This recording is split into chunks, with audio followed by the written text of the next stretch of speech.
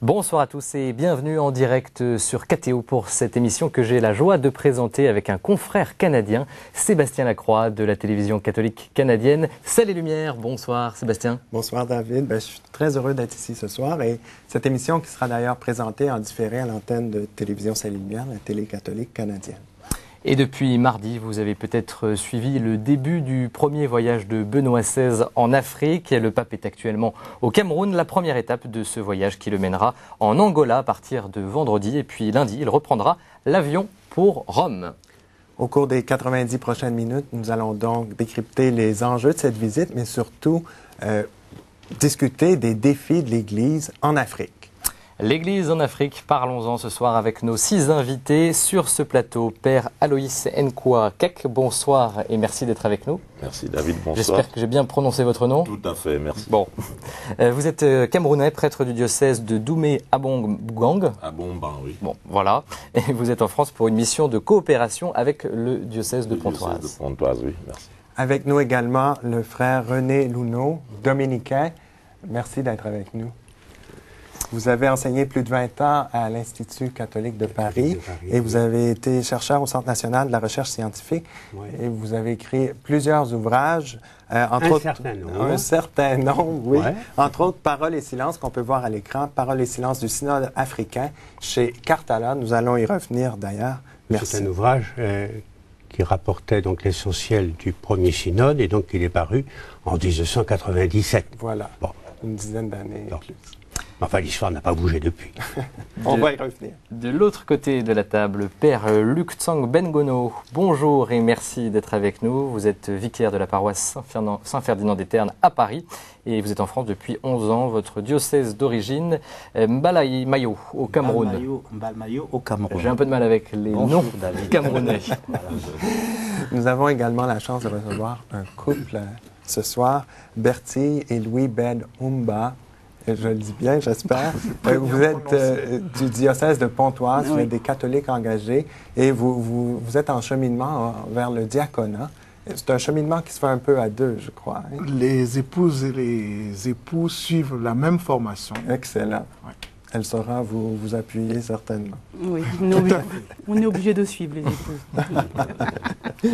Enfin, dernier invité de ce plateau, Pierre Diarra. Bonjour, bonsoir plutôt.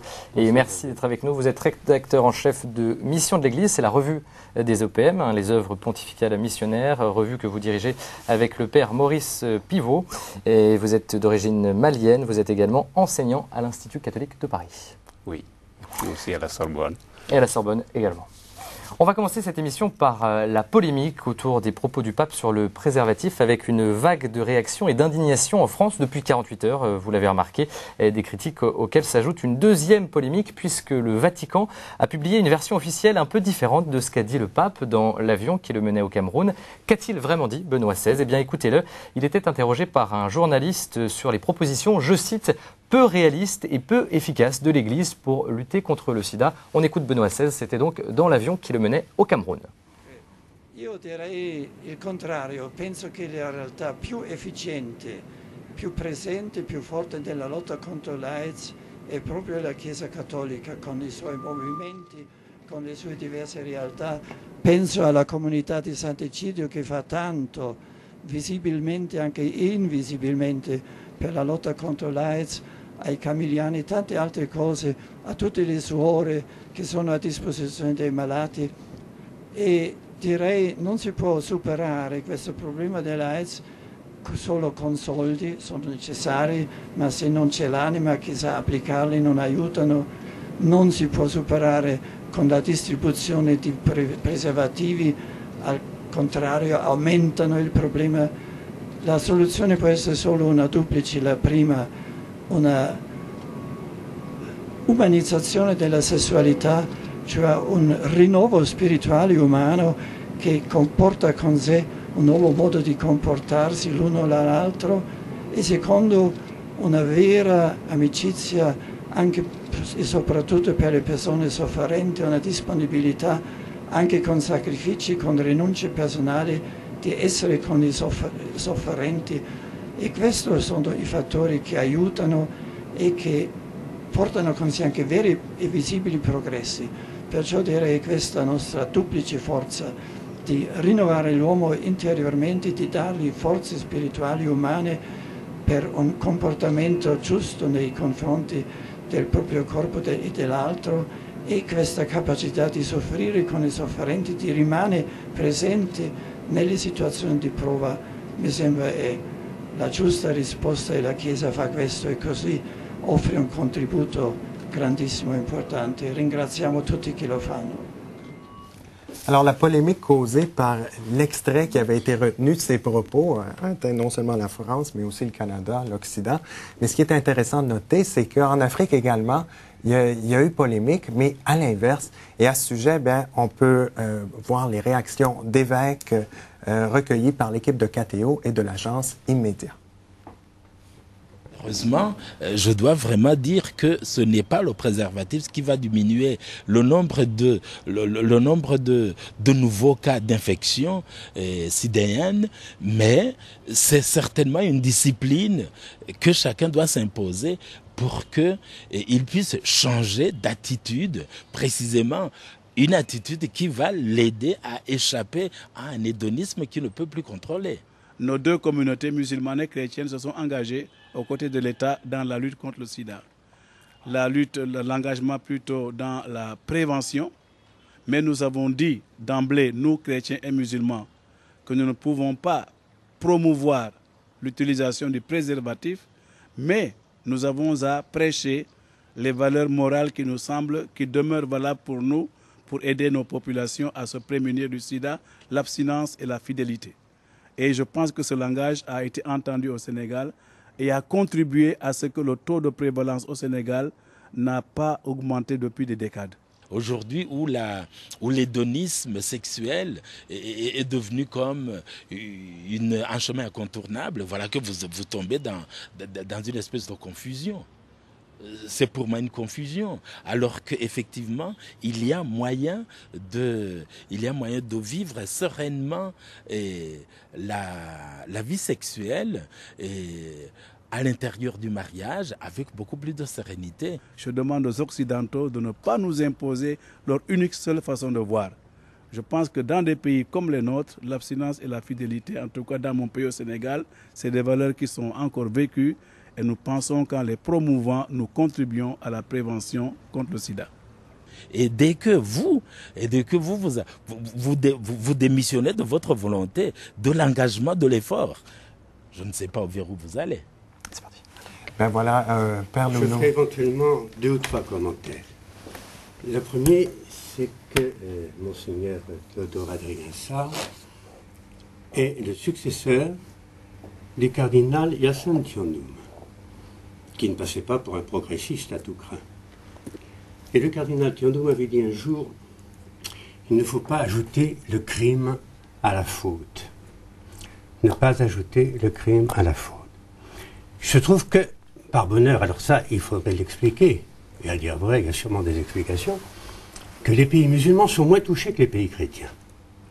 Est-ce que, finalement, la règle de l'islam telle qu'elle s'impose dans la vie quotidienne fait que les couples sont moins tentés de droite et de gauche à trouver de nouveaux partenaires. Bon. Et la troisième chose, c'est que dans ce domaine, bon, parlons des couples, etc., très bien. Hein, mais je lisais récemment un long document sur ces gamines qui, dans les rues de Kinshasa, sont à la rue. Ça représente plusieurs dizaines de milliers de jeunes. Or, quand on couche avec elles, on ne leur demande pas la permission. Et les pauvres, elles seraient bien en peine de se prémunir de préservatifs. Et à dire vrai, si elles pouvaient utiliser un préservatif, ça leur éviterait peut-être la séropositivité. Donc il faut tenir compte de la diversité des situations Oui. Il n'y a pas de réponse. Comme tel, effectivement. Oui. On peut souhaiter que, mais de fait, c'est plus compliqué qu'il n'y paraît.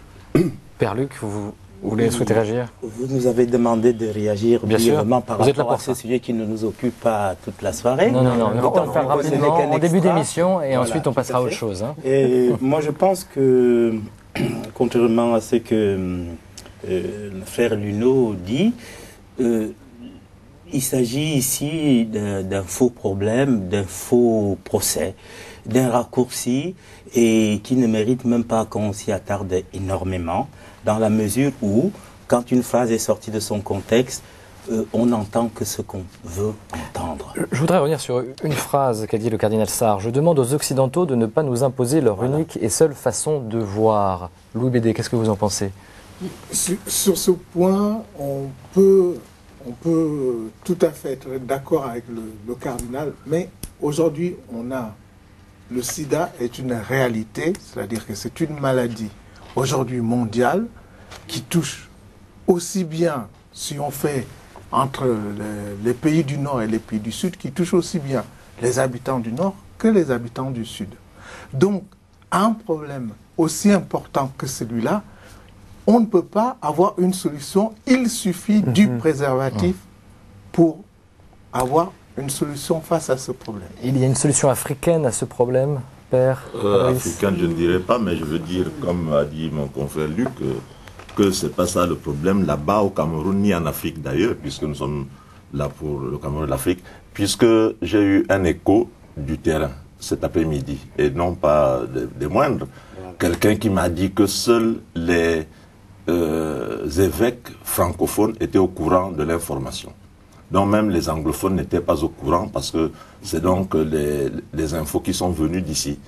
Donc c'est pour dire que c'est un problème qui risque de ternir l'importance des problèmes de l'Église du Cameroun ou de l'Afrique, qui devrait donc être comme, vous l'avez si bien indiqué, décrypté non seulement ici mais plus tard sur le voyage du pape là-bas.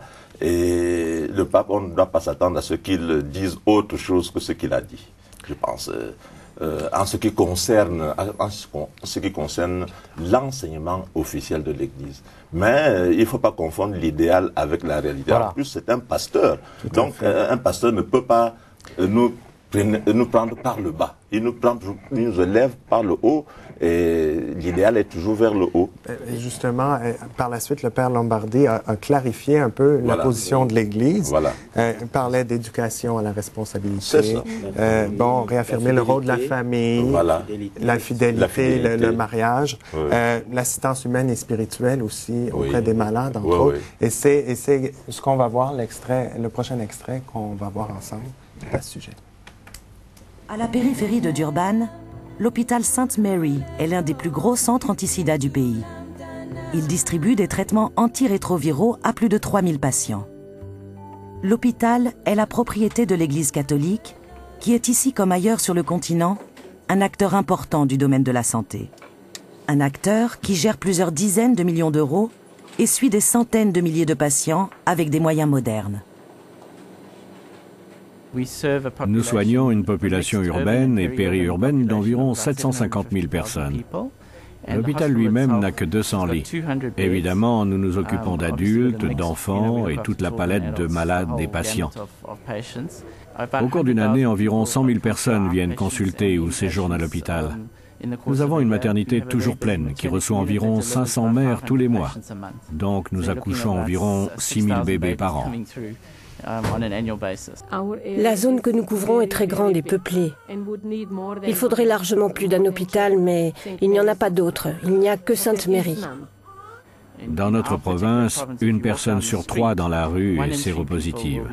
Ce que cela signifie pour notre hôpital. Dans un service comme celui-ci, 80% des patients souffrent de complications liées au VIH. C'est le cas de la moitié des patients qui viennent aux consultations de médecine générale. Et environ 50% des mères de notre clinique prénatale sont séropositives.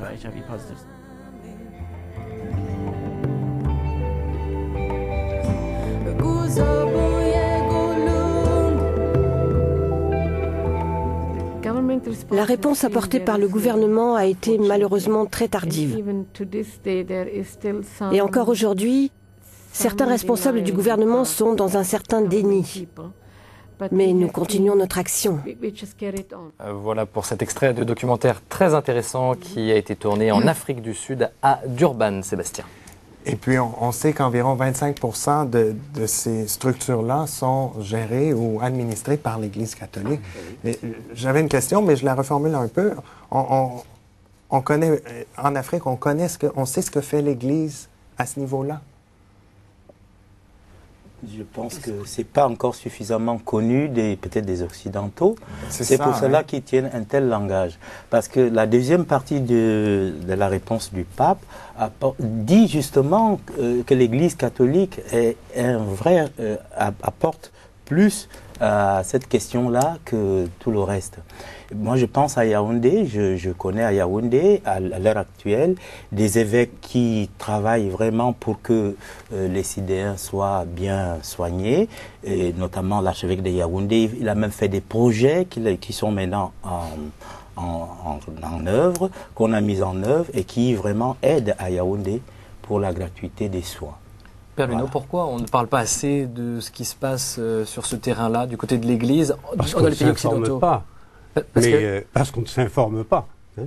Mais on sait par exemple, il y a 20 ans, le Tchad qui allait de crise en crise, dont on ne peut pas dire d'ailleurs qu'il soit tout à fait sorti, tout ce qui touchait à la santé et à l'éducation reposait essentiellement sur l'Église. Hein. Bon. Pierre Diarra. Oui, je pense qu'un des aspects aussi qu'on oublie souvent, c'est que l'Église s'investit beaucoup dans tout ce qui est éducation, formation et dans la santé. Et sur ce point-là, je crois que nous avons intérêt, nous qui fréquentons les Européens ou qui vivons en Europe, de donner les informations nécessaires pour que justement les gens sachent ce que l'Église fait au quotidien pour soulager les malades, pour essayer de trouver des solutions concrètes.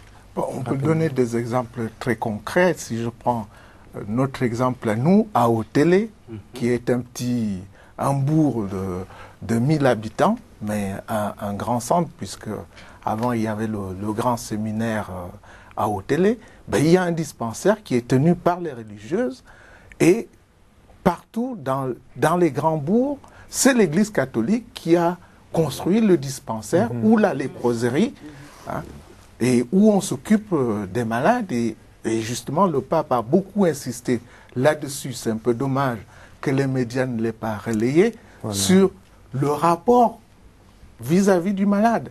Hein. L'Église a très très bien accueilli, et de tout temps, la personne qui est souffrante, la personne qui est malade. C'est vrai qu'on retient la petite phrase et pas ce visage de Benoît XVI qui le dit avec beaucoup d'humanité. Tout à fait. Voilà. Mais alors, tout de même, cette polémique, il faut passer par-dessus, et puis il ne faut pas que ça jette une ombre sur le voyage du Saint-Père en Afrique. Une visite qui a débuté donc... Oui, non, tout à fait.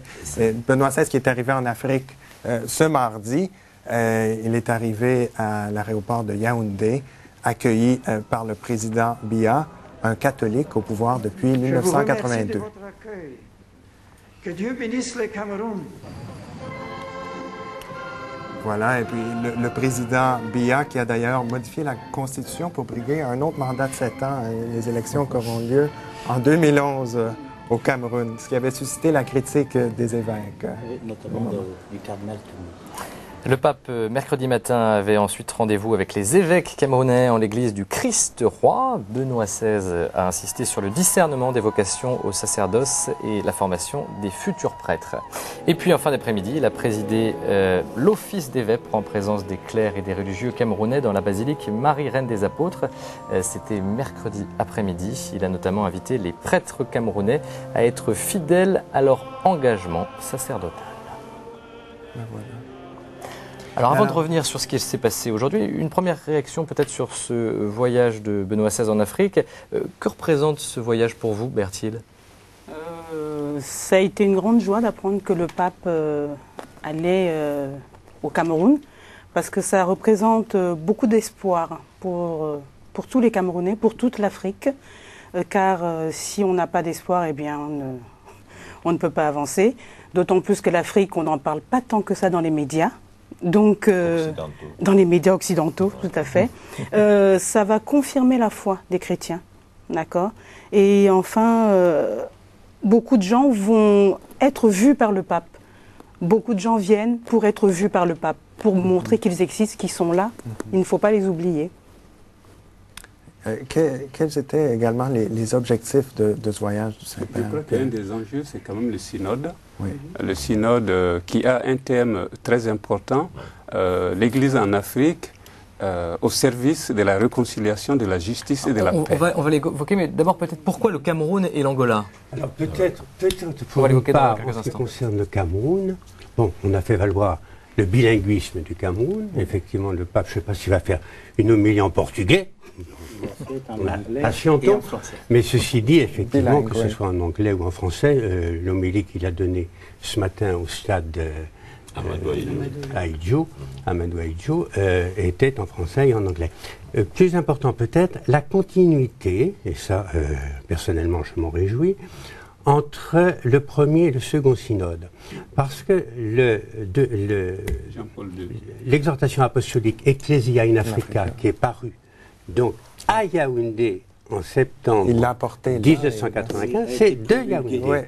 Et on repart, cette fois-ci encore, de Yaoundé. Alors, ça ne veut pas dire que Yaoundé soit un point de source et qu'on ne puisse rien faire sans retourner à Yaoundé, mais il reste malgré tout qu'il y a sur ce plan-là une continuité entre le premier et le deuxième synode.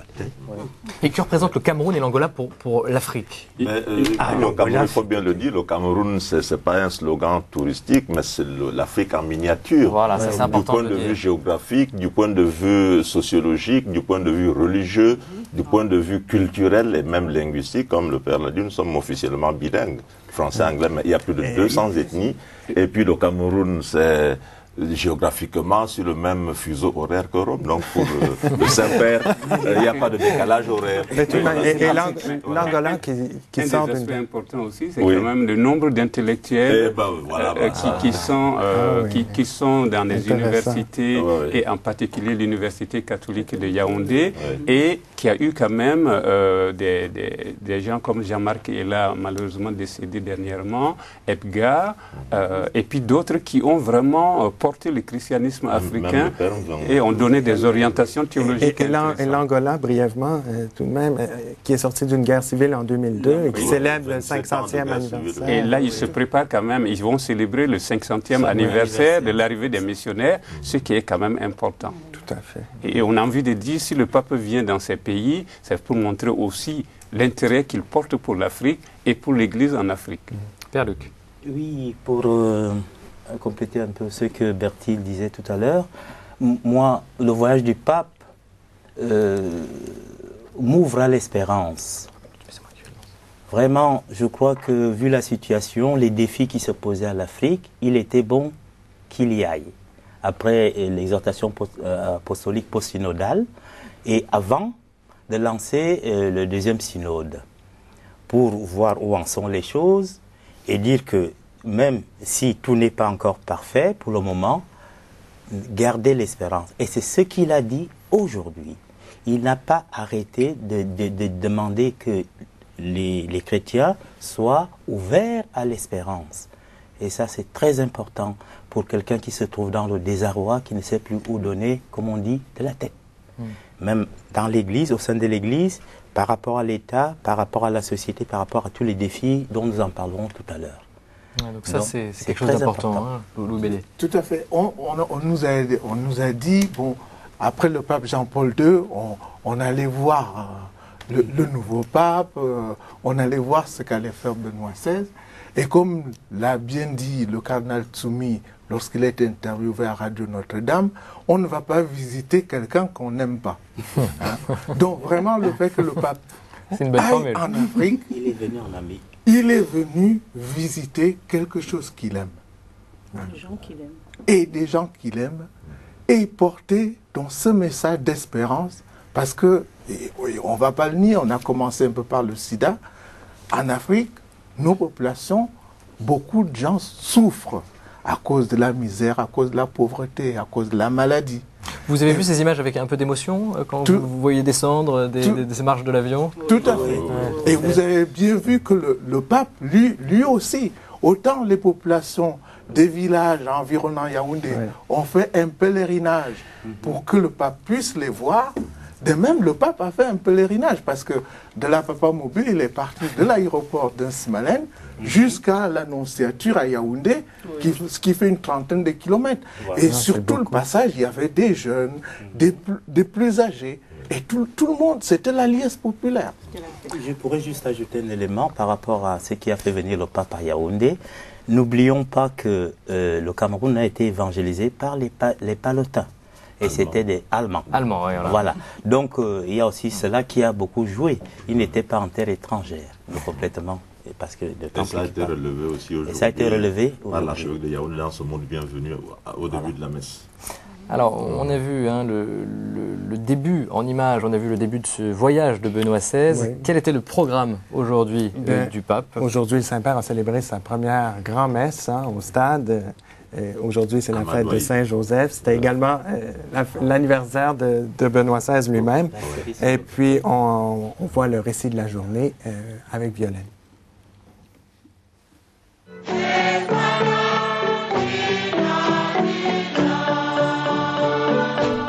Au troisième jour de son premier voyage apostolique en Afrique, c'est au stade Amadou Ahidjo de Yaoundé, en présence de 60 000 fidèles, que le pape a célébré la messe. Peu avant, il avait rencontré les responsables musulmans à l'annonciature apostolique de la capitale camerounaise.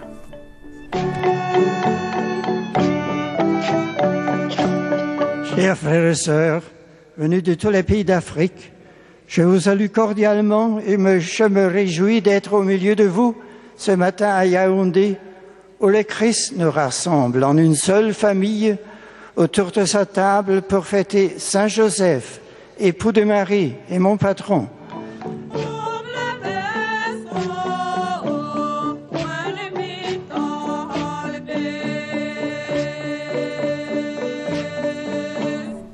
Dans son homélie, le pape a déploré le bouleversement de la vie traditionnelle africaine.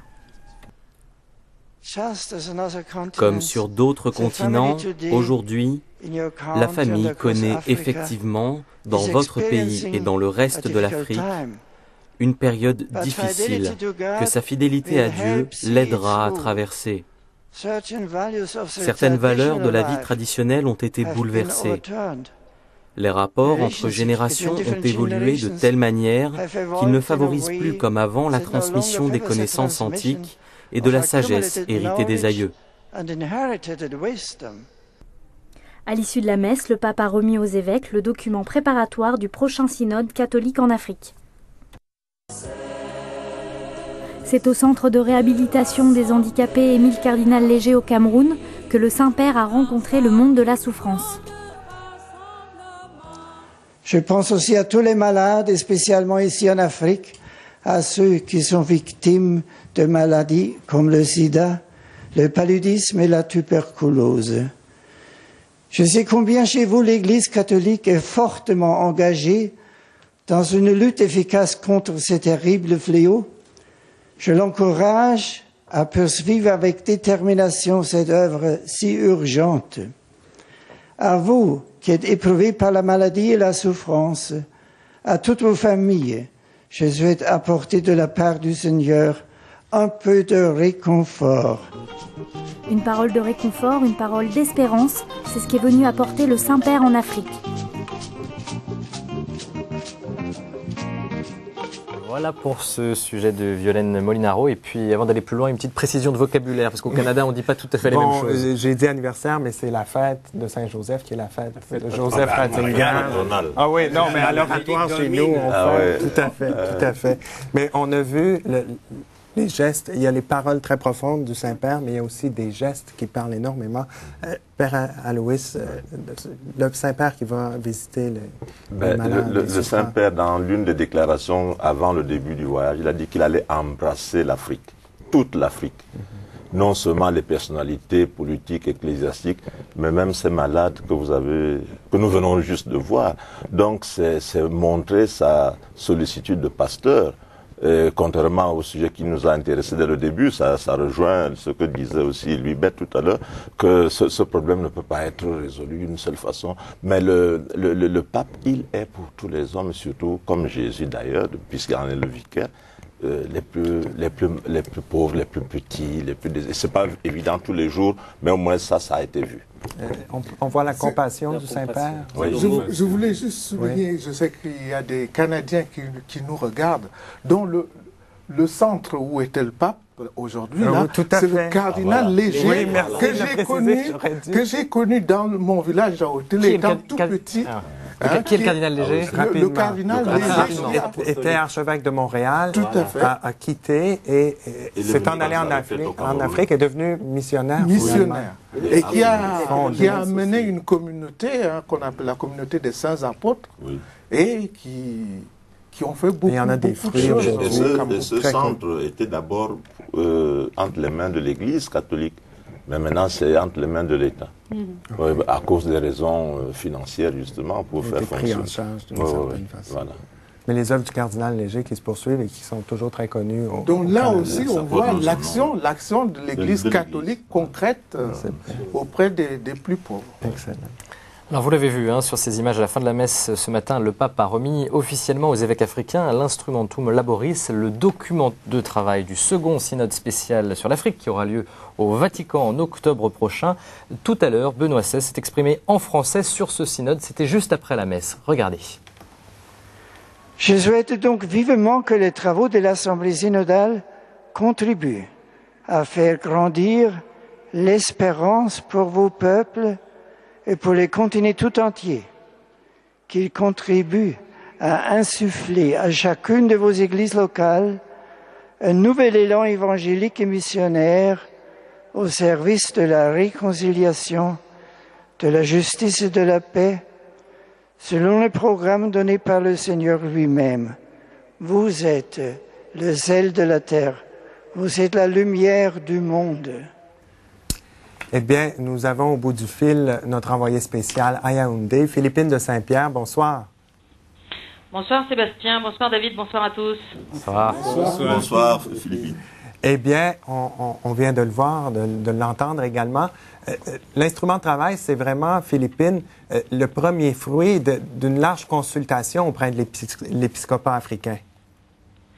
Voilà, c'est-à-dire qu'il ne faudrait pas croire que ce document, ce serait un document que Rome aurait rédigé dans un bureau pour dire aux communautés locales africaines quels sont les enjeux auxquels elle est confrontée. En réalité, c'est déjà le fruit d'un travail de plusieurs mois, même de plusieurs années. Ça fait 2-3 ans que ça a commencé tout ça, avec la consultation des communautés locales, des communautés de base, on pourrait dire, qui, remontant la chaîne, font part de leurs préoccupations, mais aussi de leurs suggestions, de leurs souhaits, de leur vision de la manière dont l'Église, dans la société africaine d'aujourd'hui, peut être facteur de réconciliation, de justice et de paix, et des enjeux auxquels elle est confrontée. Alors, tous ces travaux, ils ont conduit à formuler un certain nombre de grandes questions, un certain nombre de thèmes, les lineamenta, ensuite les différentes conférences épiscopales d'Afrique, ainsi que les différents dicastères romains, donc les différents ministères, si vous voulez, du Vatican, se sont penchés sur ces questions.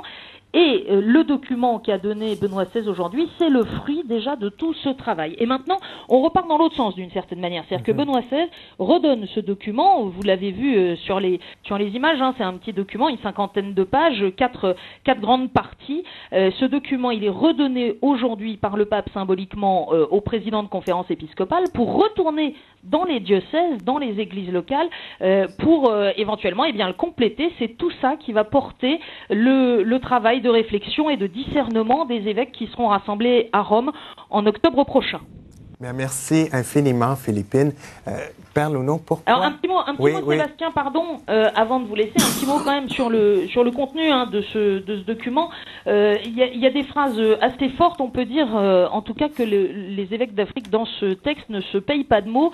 Ils dénoncent de manière très très claire la conduite, par exemple, de certains dirigeants en Afrique qui ont mené leur société à la ruine, la corruption, les atteintes à la dignité de la femme. Mais ils pointent aussi les contradictions internes à l'Église en invitant l'Église justement à les résoudre, ces contradictions. Et puis ils insistent sur la manière dont déjà l'Église depuis des décennies s'est montrée là où elle a pu intervenir aux côtés des autorités politiques, facteur de réconciliation. Mais ce qu'il faut bien voir comme point principal, c'est que l'Église souhaite aujourd'hui, face aux défis qu'affronte l'Afrique, eh bien aussi faire face au processus de destruction de l'identité africaine sous le prétexte de la modernité. Ça, c'est un axe très fort qu'on retrouve également quand on discute ici avec les évêques. C'est comment maintenir ce qui fait l'identité africaine en lui permettant de créer un contexte favorable pour l'épanouissement de la dignité de tous et donc en travaillant pour la réconciliation, la justice et la paix. Il ne faudrait pas oublier le terme de justice. La réconciliation, c'est important, mais la justice, ça va très loin aussi, notamment en matière de justice sociale. Merci Philippine de Saint-Pierre. Je rappelle que vous êtes en direct de Yaoundé au Cameroun. Voilà, une bonne base pour commencer notre discussion sur le synode, ce second synode. Sébastien. On reprend, si on vient d'entendre, on a parlé un peu du contenu, c'est ce que Philippine vient de nous dire. Le thème de la deuxième assemblée du synode est vraiment réconciliation, justice et paix, qui était un des thèmes du premier synode. Pourquoi on reprend ce thème, et je le lance à vous, Père Luneau? Peut-être parce que la violence est encore largement représentée à la surface du continent africain. Ceci dit, le document de travail est plus court que celui qu'on avait eu en 1993. C'est en 1993 qu'il y avait ce document. Peut-être parce qu'il y avait 5 points à l'ordre du jour et que cette fois-ci, il n'y en a qu'un. Et le processus est un peu moins long cette fois-ci. Mais effectivement, ça ne va durer que 3 semaines alors que le premier synode avait duré 1 mois. Oui. Bon. Maintenant, et puis le premier synode sert aussi de point d'appui pour le second. Parmi les 5 points qu'il y avait dans le premier synode, il figurait déjà la question de la paix, de la justice. Alors, donc, oui, on avait même publié avec des amis un ouvrage sur ce que les évêques d'Afrique avaient écrit sur ce thème. Voilà. Bon, droits de l'homme, état de droit, justice, paix, etc. Entre 1969 et 1992.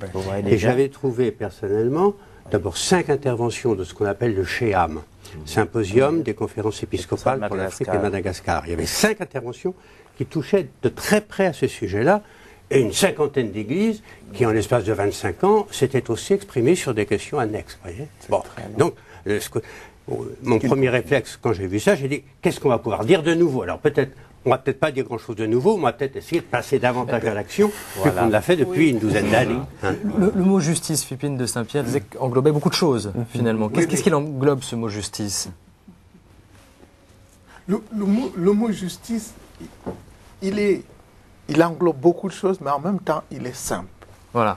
La justice, nous sommes des chrétiens, donc il faut la voir dans le sens de la justice de Dieu. La justice de Dieu, c'est que l'homme soit debout. Là, on nous parle du deuxième concile. Mais il y a 2 mots de l'évangile qui accompagnent le deuxième synode. Excusez-moi. Mais il y a 2 parties de l'évangile qui accompagnent le titre du synode. Vous êtes le sel de la terre, vous êtes la lumière du monde. Et ça, c'est vous. Et là, on est au cœur de ce qu'il nous faut en Afrique pour remettre l'homme debout. Il ne faut pas des grandes choses.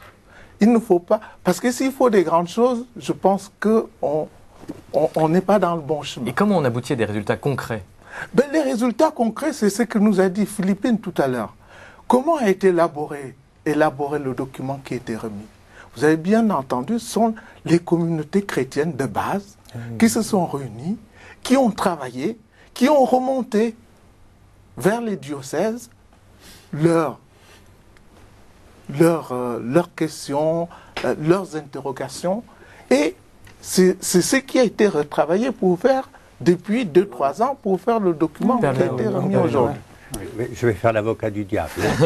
je voudrais être tout à fait sûr que dans l'essentiel de ce texte, on entend la voix des communautés de base. Sûrement d'un certain nombre. Hein. Bon. J'ai vu avec plaisir que 36 diocèses, 36 conférences épiscopales oui. avaient donné leur réponse. Oui. Bon, il y en avait 32 ou 33 il y a 15 ans. Et peut-être parce qu'on a créé de nouvelles provinces ou de nouvelles... Bon.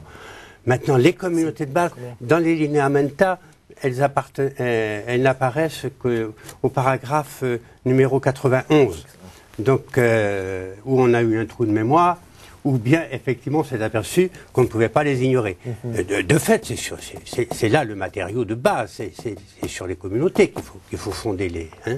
Mais est-ce que c'est la profession de foi ou les vœux émis par les communautés de base à travers le continent? Je ne mettrai pas ma main à couper. Mais tout de même, peut-être qu'en posant des questions très concrètes, il y avait 32 questions cette fois-ci, peut-être peut émaner quelque chose de vrai. Vous avez peut-être d'autres informations. Oui, oui. Il y a eu en fait ce document qui a été proposé, les lineamenta, donc les grandes lignes, c'était quand même pour mettre les communautés, les prêtres, les religieux au travail, pour commencer une réflexion. Et ils ont envoyé le fruit de leur réflexion. Effectivement, le père Luneau ne sait pas exactement combien ont répondu. C'est vrai qu'il y a encore quelques mois. Voilà. Il y a encore quelques mois, il y a des communautés qui n'avaient pas encore eu le document. Parce qu'en fait, il faut le traduire, il faut travailler, et ce n'est pas toujours évident. Dans les 4 langues. Bon, on est dans des pays dits francophones ou anglophones. Mais il faudrait traduire en Egondo, puis il faudrait traduire en Kiswahili, puis il faut traduire en Hausa. C'est aux conférences locales. Tout le monde ne sait pas lire. Hein? Oui, c'est pour ça. Encore parce que le marché, quand on sait ça s'est fait. C'est pour cela que le document a été remis ce matin, pour que tous ceux à qui on l'a remis ce matin en fassent bon usage. On reparlera de ce sujet du synode au mois d'octobre, qui se tiendra à Rome. Alors, une dernière chose. La dernière fois, il y avait eu entre l'instrument de travail et l'ouverture du synode, il y avait eu 14 mois. Et là, on a à peine 7 mois. Non, mais bon, on est combien, le 19 mars, ça va s'ouvrir le 4 octobre. Donc ça va être court. Hein. Ça va être court. Si lecture il y a par les conférences épiscopales et les communautés, il va falloir qu'elle fasse vite. Il y a du travail sur la planche, donc pour les évêques d'Afrique, certainement. Dans ce contexte de préparation au synode, justement, on veut savoir qu'attendent les évêques d'Afrique de la visite du pape. Coup de projecteur sur l'Église de Guinée. François Lespès de KTO a rencontré le secrétaire général de la conférence épiscopale. Le roi au Saint-Esprit, à la Sainte Église catholique, à la communion des saints, à la rémission des péchés, à la résurrection de la chair. L'Afrique est souvent considérée comme un continent tourmenté par la guerre, par les maladies, les conflits de toutes sortes, par la famine. Alors nous attendons de notre Saint-Père une parole de consolation, de réconfort. Que le pape confirme l'Église d'Afrique dans sa vocation de sentinelle aux portes des politiciens, des décideurs du sort de l'État, et que l'Église devienne vraiment cette institution attentive à toutes les problématiques qui touchent l'homme. La question de la dignité de l'homme, de la justice, de la paix et tout ce qui regarde profondément l'homme dans son cheminement ici-bas sur la terre. La puissance de la gloire pour les siècles des siècles. Le Saint-Père qui vient donc porter une parole d'espérance, mais à travers tout cela, on sent également une urgence, puis peut-être que ça transpire également des documents synodaux actuels. La rapidité avec laquelle ils veulent gérer la chose. Parce qu'il y a une urgence, il y a en même temps une urgence et en même temps le souci d'associer les comités de base. Mais à un moment donné, je crois qu'au stade actuel, vous avez dit que nous reviendrons dessus, au stade actuel, il y en a qui sont chargés de s'occuper de ce travail-là et qui vont le faire de manière vraiment technique.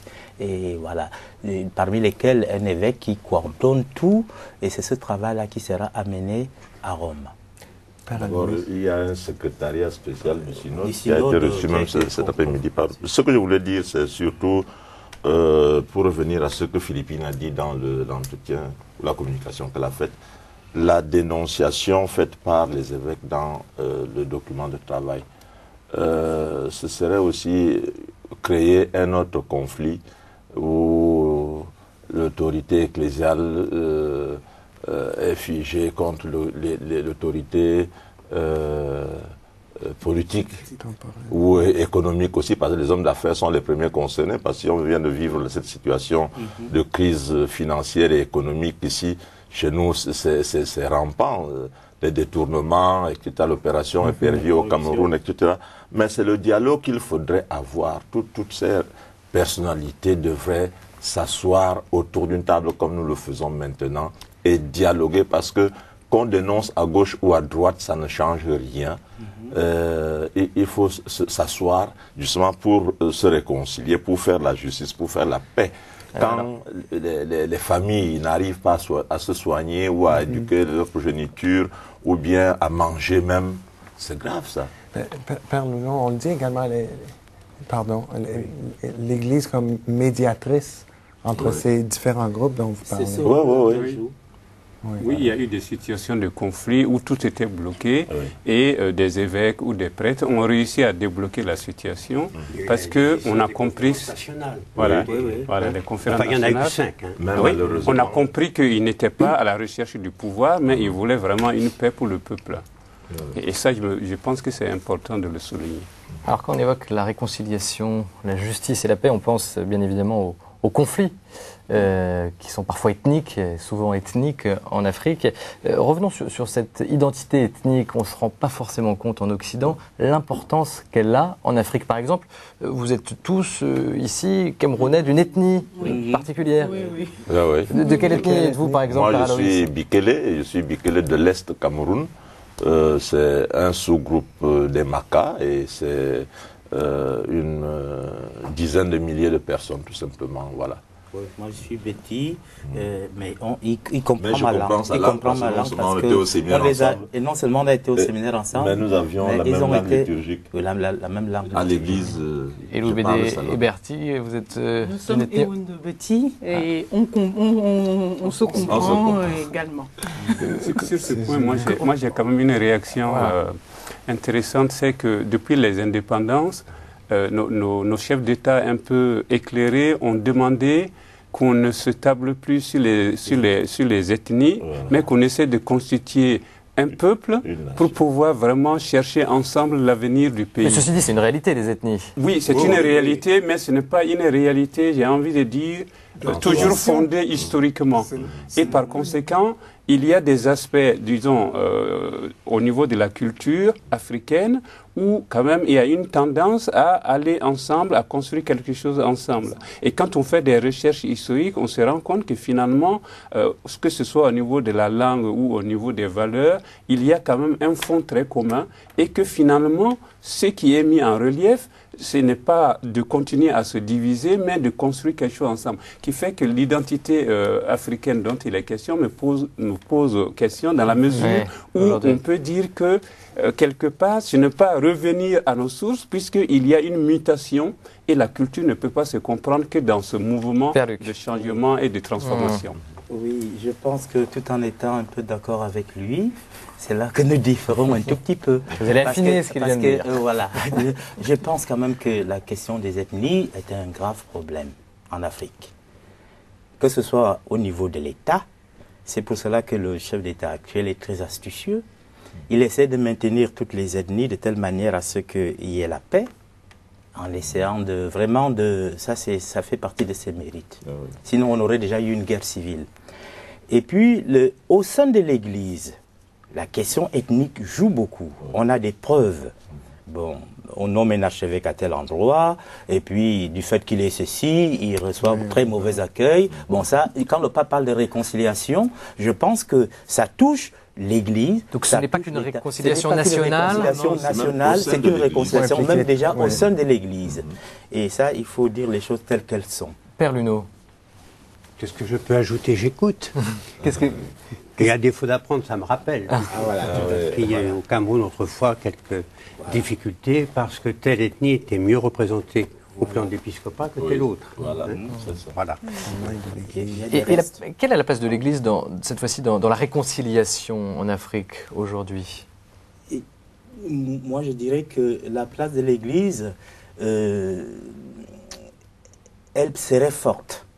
Je dis ça au conditionnel. Si l'Église applique ce que le pape a dit aux évêques hier, l'Église a parlé aux évêques. Il leur a parlé de communion. Vous voyez donc, le mot réconciliation touche même les évêques. Il leur a parlé de la collégialité. Et il y a parfois des moments où on dit il y a une conférence épiscopale, mais il n'y a pas d'épiscopat. Quelque chose comme ça, ou le contraire. Bon, alors donc, c'est des choses qui se vivent et je pense que la parole de l'Église serait d'autant plus forte que quand elle serait témoin de l'amour, qu'elle manifesterait de l'amour à l'image de ce que dit le Christ, on vous reconnaîtra à l'amour que vous avez les uns envers les autres. Tout évêque qu'il soit, tout prêtre que nous soyons, voilà. C'est ça. Oui, moi je pense que justement, on retouche le thème fondamental du premier synode de 94, avec justement Église, famille de Dieu, où on n'est plus là, chacun s'occupe un peu de son groupe ethnique, mais on essaie de constituer une même famille, la famille de Dieu, il faut le préciser, c'est pas n'importe quelle famille, parce que nos familles ont tendance justement à se diviser et à tendre vers une unité, vers une construction commune, non seulement de nos réseaux, de nos lieux où nous sommes, mais aussi de l'ensemble de la société, y compris ceux qui ne sont pas chrétiens. On va y revenir à ce thème de famille de Dieu parce qu'il est très important pour l'Église. Et d'ailleurs, il en a parlé aujourd'hui. Oui, non, justement. Et c'est très important pour l'Église en Afrique, j'ai remarqué ces derniers jours, mais dans les écrits également. Mais parlons un peu de développement économique et de pauvreté. Qu'est-ce qui a changé, peut-être depuis le dernier synode, depuis Ecclesia in Africa? Pourquoi on revient encore avec ces enjeux 12 ans plus tard? Parce que la condition de la majorité des gens s'est pas améliorée. Oui. C'est pas amélioré. Nombre de pays où la majorité des gens vivent avec moins d'un ou 2 euros par jour. Hein. Donc c'est bon.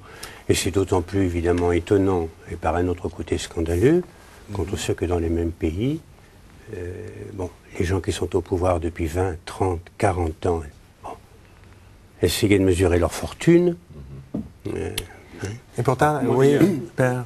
Oui, je crois que c'est là qu'on touche encore le thème de la justice, même si ce n'est pas que la justice sociale. Et je donnerai juste un exemple. Par exemple, quand on voit dans une ville comme Yaoundé une clôture d'un appartement ou d'une maison qui peut entretenir la moitié de la ville. Une clôture, c'est-à-dire la clôture, rien que la clôture que quelqu'un construit pour s'enfermer chez lui. Alors ça, c'est terrible. Donc, et ça existe encore. Vous avez parlé des gens qui sont au pouvoir depuis un certain moment. Mais je ne parlerai pas que d'eux. Moi, je vois qu'il y a aussi une autre catégorie de personnes. On ne sait même pas d'où ils ont cet argent-là, d'où leur vient cet argent. Mais ils sont tellement puissants, ils ont de l'argent, ils font tout. Et à côté de ça, nous venons de vivre, comme le Côte d'Ivoire, comme le Sénégal, les trucs de la faim, là, les émeutes de la faim. Alors ça, c'est terrible pour un pays qui produit comme le Cameroun. En arriver là, moi, je pense que c'est dramatique. On parle alors d'une meilleure distribution des richesses. Une meilleure distribution des richesses, voilà. L'enseignement de l'Église, c'est l'enseignement social. Et l'enseignement social. Mais justement, comment faire pour que ça passe, si vous voulez? C'est pour cela que les évêques doivent jouer leur rôle à fond. Et je crois que tout n'a pas été dit. Il y a des huis clos. Je crois que je pense que c'est quoi jouer son rôle à fond? Jouer le rôle à fond, c'est l'évangile n'est pas que annoncer la bonne nouvelle. L'évangile aussi, c'est la dénonciation. Le Christ n'a pas arrêté de dénoncer ce qui est le mal. Il faut arriver à dénoncer, à avoir ce courage. Et justement, c'est à ce sens-là que je trouve qu'aujourd'hui, excusez-moi, je ne juge pas les évêques, je n'en ai pas la capacité ni le droit. Je pense que du fait que quand un évêque veut construire une chapelle ou ceci ou cela, qu'il est obligé de demander à l'État ou à d'autres personnes, du coup, vous savez que c'est lui qui paye, est maître. Et ça muselle un peu le rôle vraiment un peu de l'Église, d'une certaine manière, et je dois le dire de manière assez claire, pour que on se situe sur cette perspective de l'Évangile qui est à la fois annonciatrice de la bonne nouvelle et dénonciatrice. Ça me remet en mémoire une chose que j'ai entendue de la bouche même du cardinal Yago, donc qui a été archevêque d'Abidjan et qui était une personnalité forte. Hein. Et c'est lui, le cardinal Zungrana, ils sont morts tout ce monde-là, Zungrana et puis Tiandou, etc., qui ont fait opposition à ce que le premier synode se tienne à Yamoussoukro. Parce qu'ils étaient dans la main d'Houphouët-Boigny. Houphouët-Boigny était prêt à éponger toutes les ardoises qu'on voudrait. Là, on est en Côte d'Ivoire. Hein. Mais à partir de là, la parole n'était plus libre. Il y a eu un autre cas comme ça, d'une réunion du CHEAM qui s'est tenue dans un autre pays, et c'est le président, celui-là encore il est mort, hein, eh bien, qui a payé la note des frais d'hôtel. Voilà. Juste pour confirmer ce que vous dites, ce voyage du pape a été payé entièrement par l'État camerounais et une partie juste par le Vatican. Mais ceci dit, effectivement, du même coup, vous ne pouvez pas évidemment dénoncer avec vigueur ce que par ailleurs vous êtes très heureux de recevoir. C'est très compliqué. Alors, à son arrivée à Yaoundé, le pape a rappelé qu'il venait d'abord en tant que pasteur pour annoncer l'Évangile. Comment la population peut entendre cette annonce de l'Évangile quand elle vit une situation de très grande misère? Est-ce qu'il n'y a pas un paradoxe ou une difficulté? Père Luc. Oui, excusez-moi de prendre toujours la parole sur ce point-là, parce que là, c'est des points qui me touchent beaucoup. Comme j'ai exercé quand même au moins pendant plus de 14 ans au Cameroun, avant de venir ici depuis 11 ans. Rapidement, parce que le temps file. Voilà. Pardon? Oui, le temps file. Le temps file. Voilà, tout à fait. Et je pense que les gens ont été très contents de voir le pape, même du fin fond de leur misère. Mais cependant, avouons quand même qu'il est difficile à quelqu'un qui se trouve dans le dénouement de croire. Il est vraiment difficile à quelqu'un qui est dans le dénouement de croire. Une rapide réaction? Non, je parle trop, moi. Mais dans l'homélie d'aujourd'hui, il me semble bien que, y compris les enfants de la rue, n'est-ce pas? Bon, on voit évidemment dans quelle situation il se fait. Bon, de les recommander à Saint-Joseph et de dire prier le ciel, c'est peut-être un peu court. Bertil, je suis un peu moins d'accord. Vous êtes moins d'accord, c'est ça qui est intéressant. Dites-nous pourquoi. Parce que je pense que quand, justement, quand vraiment on est dans la misère, eh bien, il ne nous reste plus que la foi, il ne nous reste plus que l'espoir en Dieu. Et c'est ce qui se passe en ce moment en Afrique. C'est-à-dire que les mères de famille qui n'ont rien à donner à leurs enfants, eh ben, elles les recommandent au ciel, à Dieu, en disant, voilà, ben, j'attends ce que le ciel me donnera. Et souvent, on entend cette parole. Aujourd'hui, voilà. Vous l'entendez dans la rue, ça? On l'entend. Les femmes le disent. Hein.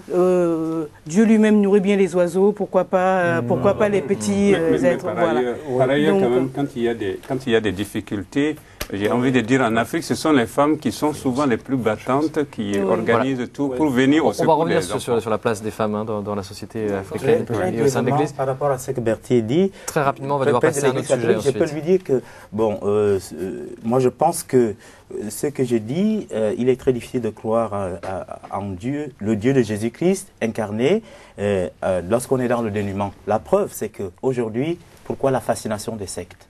La fascination des sectes attire justement les gens. Voilà. On va poursuivre la conversation vers les sectes. Mais avant, sur le dialogue interreligieux, c'est ce qu'on va évoquer tout de suite. Comment annoncer l'Évangile dans un contexte multiculturel? L'Église catholique en Afrique a l'habitude de coexister aux côtés de l'islam. Comment se déroule cette coexistence entre musulmans et chrétiens? Exemple au Sénégal. Voyez cet extrait de documentaire.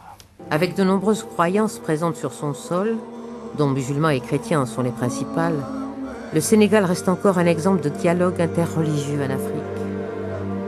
Facilité par de nombreuses familles aux confessions multiples, l'islam et la convivialité africaine favorisent un dialogue de vie qui ne tient pas compte de l'appartenance religieuse et qui laisse entendre que toutes les religions se valent.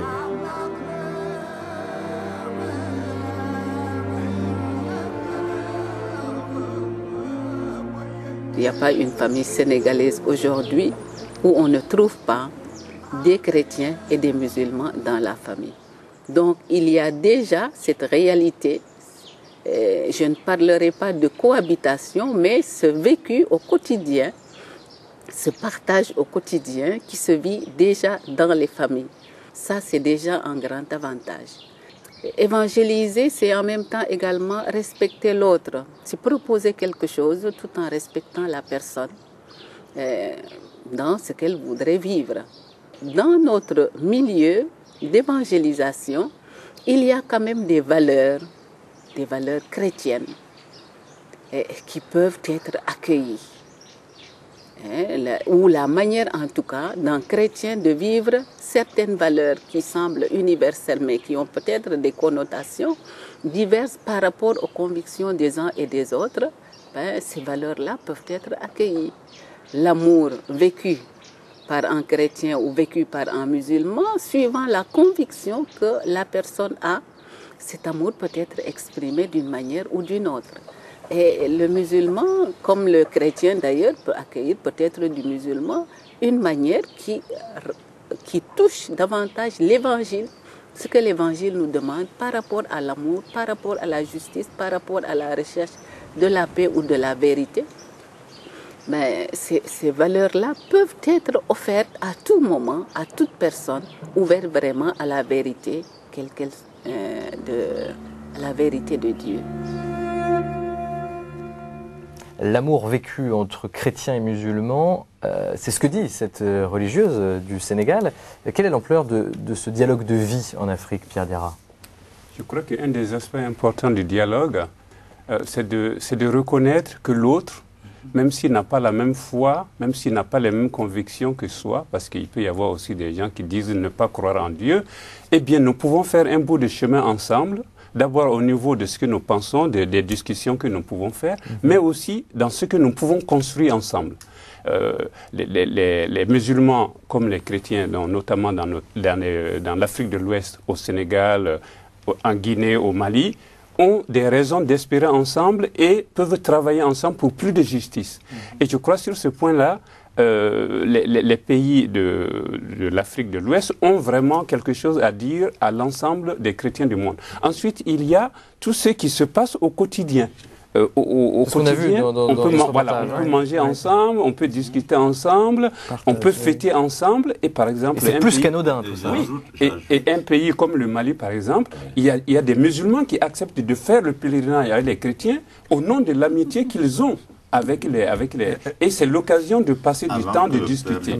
J'ajoute dans le sens du vécu au quotidien, le fait que même des familles ont des membres chrétiens, des membres musulmans, et même parmi les chrétiens, des membres qui sont catholiques, protestants et autres. Donc, les relations interreligieuses sont... Moi, je peux juste rajouter juste un petit exemple. C'est que dans les villages, dans les grands bourgs au Cameroun, même si on est au sud Cameroun, c'est quand même les populations musulmanes qui détiennent le commerce de la viande parce que c'est eux qui font l'élevage. Et donc, dans nos villages, on a des familles musulmanes qui sont installées et qui vivent dans une paix. Ça se passe très bien. On appelle ça la paix. Père Luno, à la fin de votre ouvrage. Bien comment sénégalaise, de rappeler qu'au Sénégal, les chrétiens représentent 5% de la population et l'islam 90%. Donc, sur ce plan-là... c'est une autre réalité. Et alors, il reste que, par exemple, le cardinal Thiondou, sa famille, son père était musulman. Bon, alors, reste le poids dans la tradition ici, des confréries, spécialement de la confrérie mouride, et les mourides sont un État dans l'État. Mais effectivement, les rapports sont bons entre les diverses communautés, avec cette incidence que depuis 10 ou 15 ans, il y a une influence venant des pays du Moyen-Orient qui, tout doucement, amène de certaines jeunes générations à penser qu'ils se sont formés au Yémen, en Arabie Saoudite et ailleurs. Et ça, c'est pas tout à fait l'islam auquel on s'était habitué. Et puis alors, les rapports sont plus difficiles dès que les communautés peuvent être antagonistes parce qu'elles sont quasiment de même force. Alors, en ce sens, au Nigeria où il y a, on va dire 120 ou 130 millions d'habitants, bon, il y a une majorité à 55% de musulmans, mais toute communauté chrétienne confondue, on est à 35, 40, 45%. Et donc, alors, bon, au sud, une forte présence chrétienne, au nord, une forte présence musulmane, et donc souvent des accrochages sérieux et graves, à Kano par exemple, ou ailleurs, hein, entre chrétiens et musulmans. Donc, il faut, le Nord Cameroun, pour parler de chez vous, le pays Kirdi, bon, là aussi, des rapports qui ont été difficiles, maintenant ça s'est apaisé peut-être depuis quelques décennies, mais parce qu'on se souvenait que les Foubés avaient chassé les gens dans leur montagne. Revenons aux sectes, si vous voulez, et autres mouvements dont on parlait un peu plus tôt, parce que Benoît XVI a évoqué le développement des sectes et des mouvements ésotériques et l'influence croissante des formes superstitieuses de religion. Il y a une grande soif de Dieu sur le continent africain, on est tous d'accord là-dessus. Le prochain extrait de documentaire nous présente un groupe de prière chrétien, le groupe Ephata. Seigneur, si tu veux, tu peux me guérir. Seigneur, fortifie ma foi. Seigneur, fortifie ma foi. Seigneur, augmente mon amour. Seigneur, c'est par la prière collective, l'amour de Jésus et le partage que les fidèles du Père obtiennent des guérisons spectaculaires, des délivrances et des exorcismes. La messe se termine à peine qu'une jeune femme au fond de l'église s'effondre à terre. Non, Seigneur, je n'ai rien. Que ta force pénètre en force, que ta puissance pénètre en force, que ton nom de Jésus-Christ. Attention. Voilà, non, très rapidement, non. Alors, c'est pas une secte, hein, ce groupe. Qu'est-ce que c'est exactement? Parce qu'on a vu des images étonnantes quand même. Hein. Ephata, c'est un mouvement charismatique, tout simplement. Ephata n'est pas une secte. Parce qu'on voit des choses étonnantes. Ils travaillent même en relation avec les paroisses. Moi, j'ai reçu un groupe Ephata dans la paroisse où j'étais à Konolinga. Il y a des groupes Ephata. Il faut bien dire que c'est le père Ebga qui est décédé, malheureusement, qui a développé cet aspect et qui s'appuie sur la guérison, les guérisons de ceux qui sont malades. Ils mettent l'accent sur la guérison. Bon, comme ça c'est fait, c'était pas une secte. Hein. Mais c'est vrai qu'avec nos yeux d'occidentaux, ça nous paraît étonnant, c'est pour ça. Par contre, hier ou avant-hier, pendant que les autres ne voyaient même pas les images au Cameroun, sur France 3, on montrait une secte camerounaise, l'église céleste. C'est ça qu'on appelle les sectes chez nous. Voilà, et on a montré des chrétiens célestes en train de vraiment... Mais justement, c'est quoi parmi lesquels il y avait des catholiques. On montrait des anciens catholiques qui ont gagné. Mais pourquoi justement, ce désarroi, c'est-à-dire, et le pape a bien fait aujourd'hui, il a dit, ne vous laissez pas fasciner. Le pape l'a dit aujourd'hui, parce qu'ils sont fascinés. Et bien à ce propos, justement à propos des sectes, je vous propose de réécouter ce que dit le secrétaire de la conférence épiscopale de Guinée, qu'on a déjà entendu tout à l'heure en début d'émission. Il revient sur ce phénomène des sectes et du pourquoi de ce succès des sectes en Afrique. Écoutez-le. Tout à fait.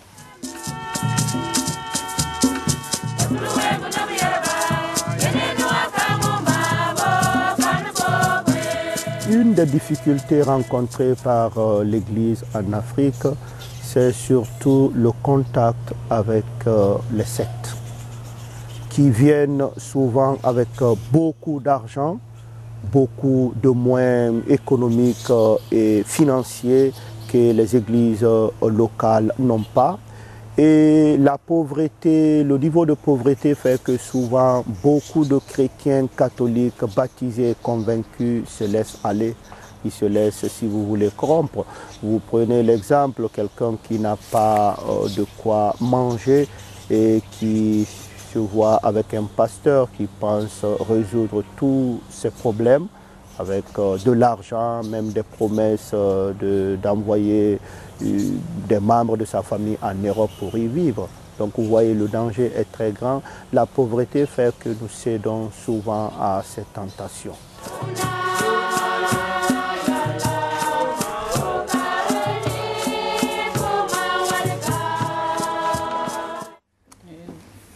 Est-ce une question d'argent?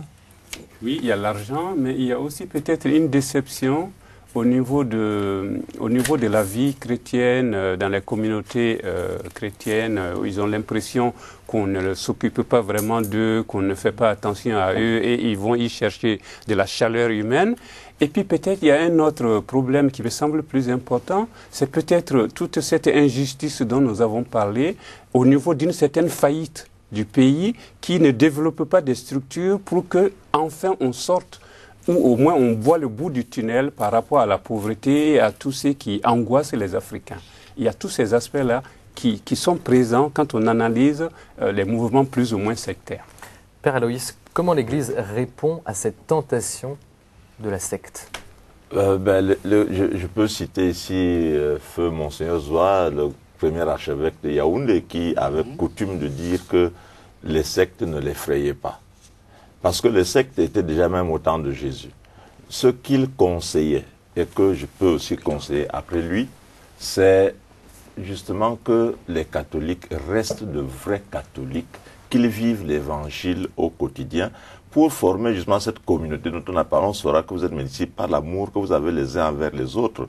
On reproche parfois à notre Église d'être trop institutionnelle, d'être froide, de ne pas s'ouvrir aux détresses des gens, de ne pas toujours être à côté de ceux qui sont fragilisés.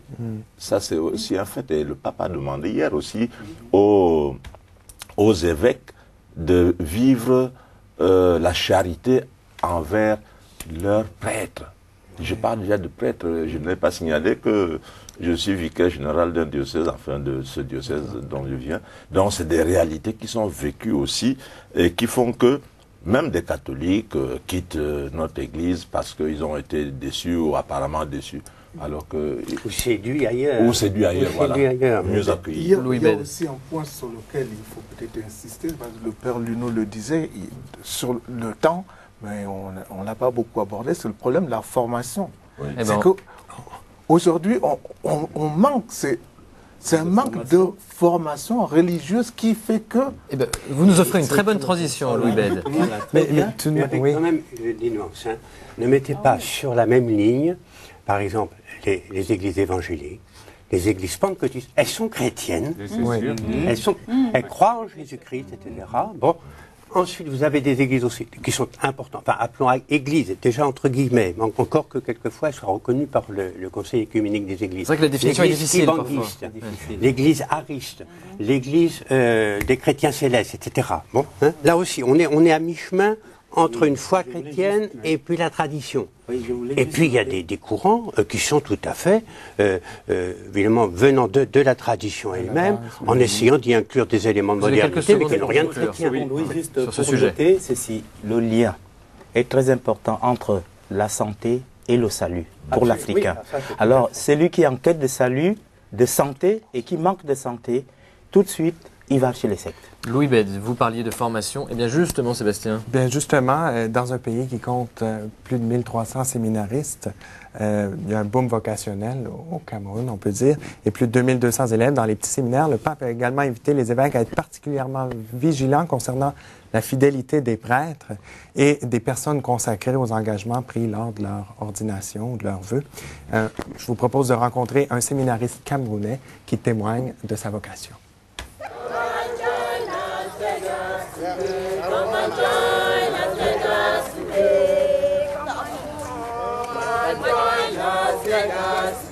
J'ai connu, si je peux dire, la souffrance, j'ai connu la misère.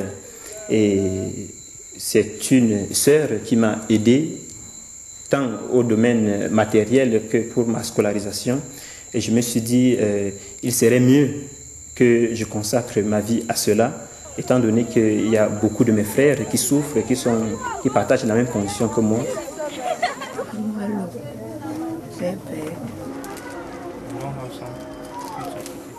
Lorsque les populations font face à un nombre important de problèmes, de difficultés, leur foi peut être... ils peuvent douter. Mais d'un autre côté, faire face aux difficultés les amène aussi à s'ouvrir davantage vers le Seigneur. Je connais une fille de 27 ans qui, face à des difficultés de plus en plus croissantes, à un certain moment, elle a douté, mais finalement, pourquoi est-ce que Dieu accepte que telle chose m'arrive, que telle autre m'arrive assez successivement depuis je vais à la messe, je fais ce que l'Église me demande, mais ça n'évolue pas. On essaie de dialoguer, de causer, de se rencontrer de temps en temps. D'abord, Dieu n'est pas un magicien, premièrement. Deuxièmement, dans ce lot de problèmes elle a une part de responsabilité qui n'est pas négligée. Troisièmement, elle ne devrait pas se résigner, elle devrait se prendre en main, faire face à ses difficultés et avancer.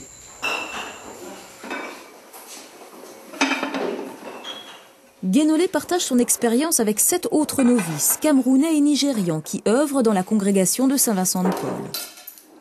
Il travaille avec les malades, les adultes et les enfants.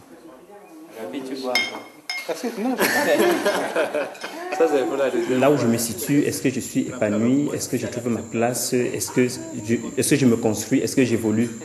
Et dans ce sens, je me dis, c'est le cadre qui va m'aider à mieux m'épanouir, à mieux grandir, à mieux creuser et avancer dans ma relation avec Dieu, dans ma relation avec les autres. Père Luc, est-ce que ça vous parle, ce témoignage de séminariste? Oui, il me parle, vu les conditions d'où il part, vu ce qui petit à petit se fait. Ça me rappelle aussi à peu près ce que j'ai vécu dans mon enfance et comment une vocation naît, se déploie avec l'accompagnement de tout un village. Parfois, au point où les gens peuvent même dire que dans quelle mesure cette vocation est personnelle. Mais là, vraiment, tout est dans la communauté, avec la communauté, et ça progresse très bien. Une question, moi. Est-ce que ces jeunes qu'on trouve dans les grands séminaires sont envoyés par leur propre communauté? Est-ce qu'il s'agit d'une initiative personnelle, éventuellement avec la bénédiction du prêtre local, ou est-ce que ce sont les communautés elles-mêmes qui donnent leur accord à ce qu'est tel jeune? Non. Pour ce qui est de mon cas, ça a été j'ai dit à papa, je vais être prêtre à l'âge de 8 ans, et le village m'a soutenu dans ma démarche. Ce n'est pas les communautés qui désignent, qui choisissent, voilà. Sinon, ce ne serait plus la liberté personnelle. Mais les communautés accompagnent vraiment. Oui, on retrouve d'ailleurs au moment de l'ordination, hein, savez-vous s'ils en sont dignes? Bon, c'est à ce moment-là que la communauté... Et les gens prennent la parole pour dire nous reconnaissons tout à fait, il est à sa place. Benoît XVI a particulièrement insisté sur le discernement des vocations au sacerdoce et à la formation des futurs prêtres. Quelles sont les difficultés de ce discernement en Afrique? Est-ce qu'elles sont propres à l'Afrique Ben non, je crois que c'est universel dans toutes les maisons. Est-ce que ce sont les mêmes? Bon, oui, en fait, pas les mêmes nécessairement, parce que chez nous, le facteur économique est prépondérant. Il y a des évêques qui refusent certains candidats parce qu'ils disent que c'est des vocations de crise. C'est-à-dire qu'on va au séminaire parce qu'on est sûr d'avoir un débouché. Et c'est synonyme de promotion sociale, entre guillemets. Voilà, un peu ça. Et d'ailleurs, les évêques se sont élevés contre cette conception du sacerdoce pour éviter qu'on ne remplisse les séminaires avec des candidats qui sont là pour chercher carrière. Justement, jusqu'à quel point il y en a quelques-uns qui ont bien réussi. La qualité. Et là, oui. Alors, jusqu'à quel point la qualité de la formation des directeurs spirituels eux-mêmes est importante. C'est même pour cela que tout programme vocationnel devrait inclure une connaissance de la famille du candidat. Le discernement passe par là. Il est vrai qu'aussi on a des prêtres, même des évêques qui sont issus de familles musulmanes, etc. Mais il n'est pas dit que les musulmans ne peuvent pas nous donner de vocation. Mais cependant, on a signalé ça tout à l'heure, les musulmans ont la force non seulement spirituelle ou religieuse, mais économique, financière et autres. Ça me fait penser au Père Moins, oui. Le noviciat jésuite qui était à Bafoussam. Il y est toujours. Oui, il y est toujours. Eh bien, on envoyait un curriculum vitae. Oui. Ah, oui. Exactement, comme si on avait voulu rentrer à Polytechnique, etc. Bon, bon, c'était pour faire des études, dans des conditions relativement satisfaisantes. La vocation et l'influence de Saint-Ignace ne venaient qu'après. Voilà. Excellent.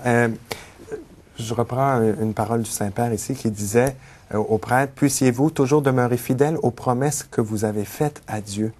À quoi faisait référence Benoît XVI ici? Vous savez, là où il y a l'homme, il y a de l'hommerie. Hein. Donc, comment se manifeste cette hommerie? Ça se manifeste qu'on n'est peut-être pas fidèle soit à l'obéissance, soit au célibat. On ne va pas mettre ici tout cela sur le podium, mais on évoque ça. On peut évoquer par exemple le célibat des prêtres dont on parle souvent quand on parle d'Afrique. Moi je ne dirais pas que ce soit un problème spécifique à l'Afrique. J'ai discuté tout à l'heure avec mes confrères prêtres parisiens. Je leur disais, quand ils m'ont dit probablement ce genre de question vous sera posée, je leur ai dit si ce genre de question est posée, je ne les traiterai pas de racistes, mais je ferai que savoir qu'il y a une humanité commune et que il faut plutôt veiller vraiment sur ce que le pape dit, à ce que le pape dit, le discernement, la formation. Moi, je suis d'accord vraiment avec ça. Aujourd'hui, il n'y a pas de formation vraiment solide par rapport aux séminaristes et par rapport aux laïcs. Le discernement se fait de manière à peine. Ça, c'est vraiment un manque qui est vraiment superficiel. Et c'est quelque chose qui est très superficiel. Là, le pape a mis le doigt. Contrairement à ce que les gens disent ici, il y a profusion. Voilà, il a mis le doigt sur quelque chose.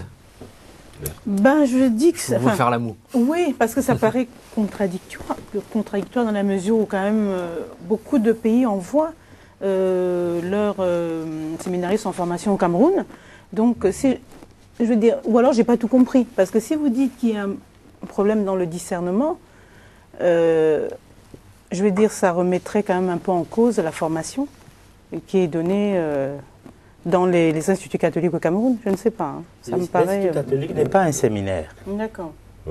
C'est un lieu de formation universitaire. À côté de l'Institut catholique, il y a des instituts de formation religieuse. Alors, derrière, et je ne pense pas que vous me contredisiez, il y a le poids de la tradition. Surtout dans les sociétés dites initiatiques. Vous savez, lorsque passons par de l'enfance à l'âge adulte, on passe par l'initiation et le camp d'initiation. Et dans nombre de sociétés, le séminaire est un camp d'initiation. On rentre là, dans le camp, ça va durer 5-6 ans, on attendra ce qu'il faut, on en sortira, et à ce moment-là, de même qu'on arrive à l'âge d'homme, on arrivera à la condition de clerc, avec tous les droits et dignités. Qu'on n'avait pas avant. Mais donc le poids de c'est 5 ou 6 années pour quelques-uns, 5 ou 6 années difficiles à passer, mais finalement le pécule au terme est suffisamment satisfaisant pour que momentanément, vous voyez, et ça c'est le poids de la mentalité traditionnelle. Et les rituels d'ordination empruntent souvent des rituels d'initiation. Tout à fait. Oui. Moi, je voulais juste souligner que ce n'est pas parce que le Saint-Père parle d'un point que ça veut forcément dire que il y a un message qu'il y a un problème. Donc, c'est vrai que c'est un point d'attention pour les évêques. Moi, j'ai compris le message du Saint-Père comme ça. Les évêques doivent avoir des points d'attention qui sont, par exemple, comment est-ce que le clergé est formé? Comment est-ce que un jeune qui dit qu'il a la vocation, quelle est la démarche qu'il suit pour devenir, on ne va pas dire un bon prêtre, parce que tous les prêtres sont bons. Ils sont à l'image du Christ. Est-ce qu'il faut être pauvre pour être un bon prêtre? Non. C'est pas non, pas. Tout dépend de ce qu'on entend par pauvreté, mais quelqu'un a dit qu'il faut un minimum de confort pour pratiquer la vertu. Ce n'est pas le dénuement. La pauvreté, c'est pas la misère. Ce que je voulais dire par rapport à ce discernement, c'est quand même le fait que à l'époque, il y avait ou même une époque très récente, moderne, des évêques qui recrutaient des candidats qu'eux-mêmes ne connaissaient pas. Jusqu'à même les ordonner prêtres. Oui, ça, parce que quelque temps après, qu'ils soient diacres ou même prêtres, on se rend compte que ce n'était pas un candidat idoine pour être prêtre, pour être ordonné. Donc le discernement ne concerne pas que les sujets, mais ça concerne aussi les évêques qui D'ailleurs, eux-mêmes se le sont reprochés, des évêques qui recrutent des séminaristes qui sont renvoyés de telle ou telle maison de formation. On parle beaucoup des prêtres, peut-être faut-il parler des laïcs. Hein. Oui, ça c'est bien. C'est important, on va se tourner vers notre couple de la soirée. Tout à fait. La formation. Et moi aussi. Et excusez-moi. Quand on parle justement Excusez-moi, Pierre. du mariage que l'Église propose comme l'union d'un homme et d'une femme. Là, on va revenir tout à l'heure, on parlait du poids de la tradition. Là, on parle de l'Afrique. L'Afrique, la tribu a une place importante, sans vraiment trop parler de société organisée. Non, la tribu, la famille, c'est quelque chose qui est important. Et ça explique aussi pourquoi. Parce qu'on pense que l'Afrique a accepté ou adhéré à la foi chrétienne parce qu'elle est arrivée avec les colonisateurs. Non, c'est parce que la foi chrétienne, nos parents, nos grands-parents trouvaient qu'elle était en phase avec les choses. Les pierres d'attente, comme on disait. Comment fonctionnait la tribu. Oui, je crois au niveau de la formation, ce n'est pas simplement propre aux prêtres, aux séminaristes. Il y a aussi toute la formation des chrétiens, des laïcs. Quel est le rôle de ces laïcs en Afrique? Voilà, pour qu'ils soient engagés dans la société, notamment dans les structures administratives, les structures politiques, et qu'ils y mettent un peu d'esprit chrétien, j'ai envie de dire, pour qu'il y ait davantage de justice et de paix. Il y a justement dans les lineamenta ce rôle qui a été vraiment mis en relief pour dire, pour qu'il y ait plus de justice, il faut que dans les structures de l'État, dans la construction de l'État, on ose dénoncer tout ce qui ne va pas dans le sens de l'esprit de l'Évangile. Et cet aspect-là ne va pas sans une bonne formation des laïcs. Justement, rapidement, Berthier, les femmes ont un rôle clé à jouer à ce niveau-là dans la formation des jeunes. Les femmes ont toujours eu un rôle important dans la société africaine, puisque c'est elles qui participent à l'éducation des enfants. Donc elles transmettent beaucoup de choses dans l'éducation. Donc elles s'occupent de l'éducation au niveau physique, vestimentaire, et au niveau de la foi, ce sont les mamans qui souvent transmettent la foi aux enfants. Donc c'est vrai que on a il y a cette comment dire ça, il y a un déséquilibre entre tout ce que les mamans doivent apporter aux enfants et ce qu'elles reçoivent en tant que laïcs au niveau de la formation. D'accord. De même que plus haut, on ne voit pas non plus les femmes.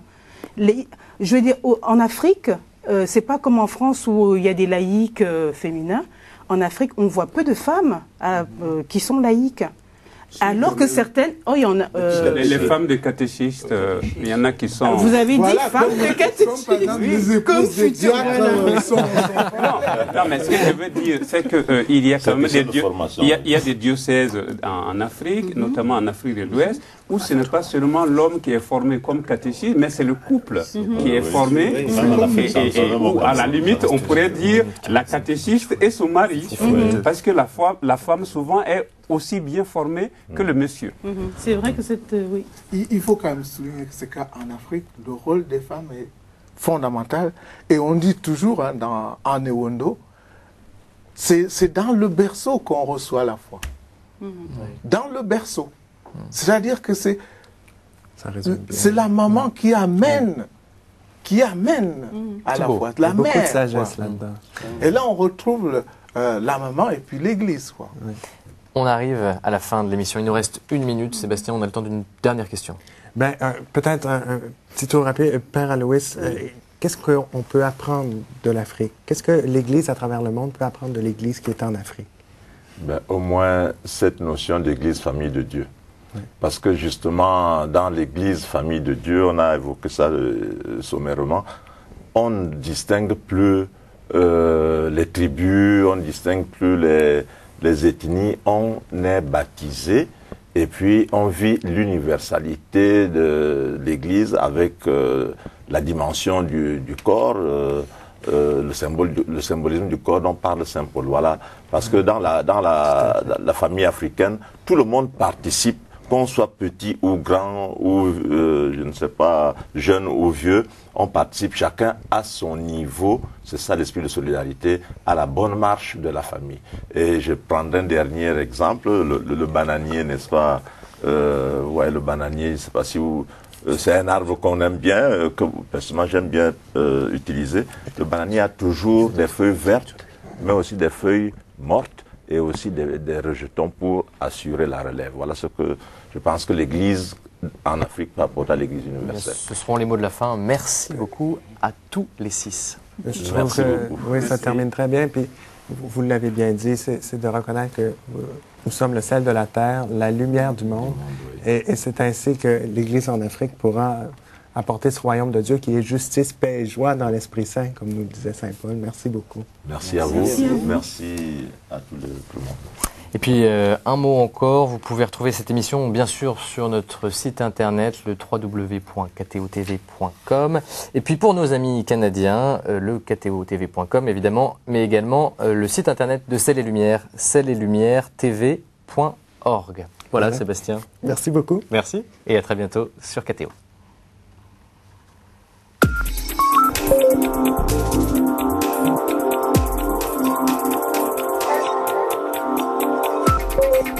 Thank you.